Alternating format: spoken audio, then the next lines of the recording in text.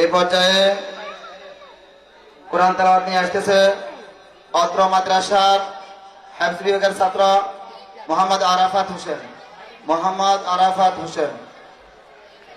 আসসালামু আলাইকুম ওয়া রাহমাতুল্লাহি ওয়া বারাকাতুহু। আউযু বিল্লাহি মিনাশ শাইতানির রাজীম। বিসমিল্লাহির রাহমানির রাহিম। আলিফ লাম মিম। الله لا إله إلا هو الحي القيوم نزل عليك الكتاب بالحق مصدقا لما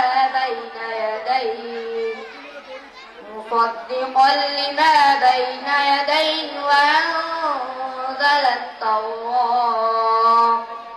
وأنزل التوراة والإنجيل